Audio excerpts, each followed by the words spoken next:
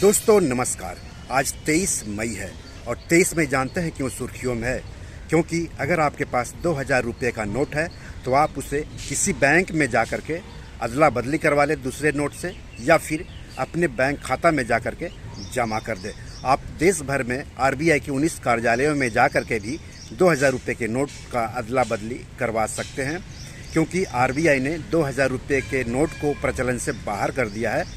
हालांकि legal tender के रूप में अभी भी ये जारी रहेगा, यानी 2000 रुपये से आप खरीद बिक्री कर सकेंगे, 2000 रुपये का भुगतान कर सकेंगे, 2000 रुपये का भुगतान ले सकेंगे। और 30 सितंबर तक आप 2000 रुपये के नोट का या तो अदला बदली करवा लें या फिर अपने बैंक में जा कर के जमा कर दें, नहीं तो बाद में दिक्कत उठानी पड़ सकती है। जैसा कि 500 रुपये और 1000 रुपये के नोट को जब बंद किया गया था तो बहुत सारे लोगों को दिक्कत हुई थी, क्योंकि वो 500 रुपये और 1000 रुपये के नोट जमा नहीं करवा पाए थे निश्चित समय के भीतर में। तो ध्यान रहे, 23 मई से 30 सितंबर तक 2000 रुपये का नोट या बदलवा लें या फिर जमा कर दें।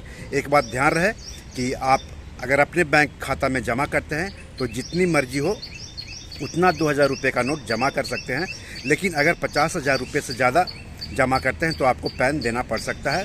और अगर किसी दूसरे बैंक खाता में अदला बदली करवाते हैं अपने 2000 रुपये के नोट का, तो 20,000 से ज़्यादा के नोट का अदला बदली नहीं करवा सकते हैं, यानी 2000 रुपये के 10 नोट ही आप अदला बदली करवा सकते हैं किसी अन्य मुद्रा, अन्य मूल्य के नोटों से, अगर आप किसी दूसरे बैंक में अदला बदली करवाते हैं तब।